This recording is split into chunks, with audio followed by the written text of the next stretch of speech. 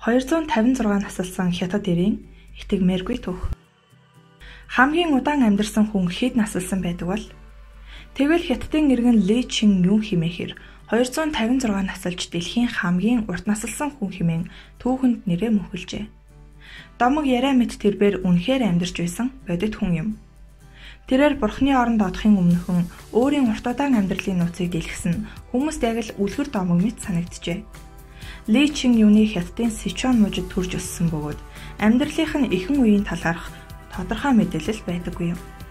Тэрбээр 10 наснда бичиг үсэг тайлагдж, Кансу, Шанси, төвд Манжур зэрэг улсаар аялж, эмийн ургамал ихэд сонирхон цуглуулж судалдаг байжээ. Ингэхдээ тэрбээр уул хадаар халахж янз бүрийн өвс ургамлыг судлан хүн хэрхэн урт насалж болох тухай ихэд сонирхдаг байв. Тэр 40 орчим жил зэрлэг хүн орхоод Хэшүү, Линжи, Гожи Жимс гэх мэт янз бүрийн ургамал болон цагаан будаа дарс хоол хүнсэндээ тогтмол хэрэгэлдэг байсан бөгөөд Ли цуглуулсан эмийн ургамлаа худалдаг байсан гин. Олон хүн түүний урт наслалтын нууцыг байгалийн олон төрлийн ургамлын хүч хэмээн таамагладаг.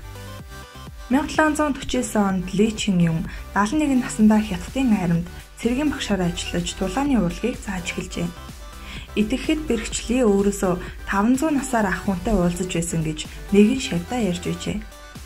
Тэрээр эрүүл урт наслуулах цэгүүний дасгал хөдөлгөөн зааж зөв хооллох тухай өөрийнхөө туршлагаас хуваалцдаг байжээ. Ли Чин Юны хэлснээр тэрээр 1736 онд төрж 197 насалжээ. Гэвч 1930 онд түүнийг 1677 онд төрсөн гэдгийг нотолсон байна. Чэнгду их сургуулийн профессор Во хятадын засгийн газраас Ли Чин Юнд 1827 онд 150 насны төрсөн өдрийн баяр хүргэсэн баримт мэдээ. 1877 онд 200 насны төрсөн өдрөөр нь баяр хүргэсэн мэдээг уншиж байсан тухайга 1930 онд Нью-Йорк Таймс сонинд нийтэлж байжээ. Мөн нийтлэлд Ли Чин Юны хөршүүд тэднийг бага байхад эмээ өвөө нь нас тогтсон Ли Чинтэй танилуд байсан тухай бичсэн байв. Үүнээс харахад 256 нас гэдэг бол үнэхээр өндөр нас бөгөөд тэр төрсөн өдрөө хүртэл мартах хэмжээнд хөтлсөн байж болох юм. Генесийн дээд амжилтын номонд дэлхийн хамгийн урт наслсан хүн гэсэн цолыг 1997 онд 122 наснда үүд болсон Жена Льюис Калмент гэх Франц эмэгтэй эзэмшдэг байна. Хэрэв Лигийн насыг албан ёсоор батлвал тэрээр одоогийн амжилтын эзний насыг 130 гаруй жилээр хол орхих юм. 1928 онд Нью-Йорк Таймс сонинд нийтэлсэн Лигийн зургаас харахад тэрбээр 60 настай хүн шиг л харагдаж байжээ. Мөн Таймс сэтгүүлд нийтэлснээр түүнийг баруун гарынхаа хүмснүүдийг 15 см урт угуулсан байсан гэжээ. Өндөр насны Ли амьсгал хураахтаа сүүлчийн үгээ хэлсэн.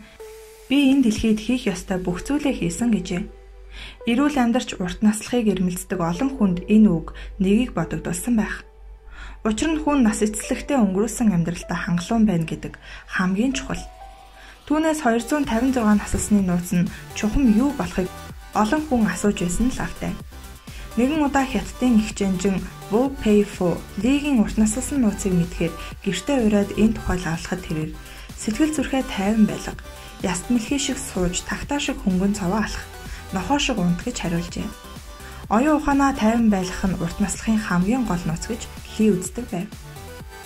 Тиймээс Ли Чин Юн дотоод сэтгэлийн амар амгалан байж зөв амьсгалах техникийг эзэмшсэн түүний урт наслалтын хамгийн гол нууц гэж олон хүн тайлбарладаг. Түүнчлэн бага наснаасаа эхлэн судалж хүнсэндээ хэрэглэж ирсэн эмийн ургамлуудад чухал үүрэгтэй байжээ. Ли Чин Юн өв тэгш бие бэлдэртэй гэдгээрээ алдартай нэгэн байсан бөгөөд нийтдээ 23 удаа гэрлэж байжээ. Тэр 256 наслахтаа 23 эхнэрээ нутаглуулж, үр хүүхэд ач гуч нийлсэн 200 гаруй хүүхдийг хүмүүжүүлжээ. Тэрээр 1933 онд төрлөх Сичуан мужидаа насваржээ.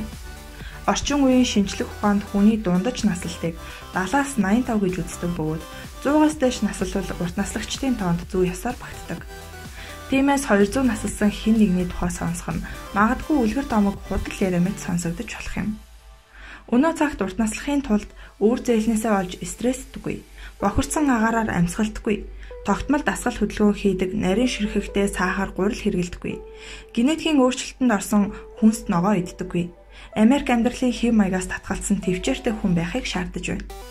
Үүгээрч зогсохгүй өөх тостой мах, чихэрлэг амттан, антибиотик согтууруулах ундаа тамхиг амьдралаасаа авч хайхыг бидний нийгэм хүсэмжилж эхэллээ.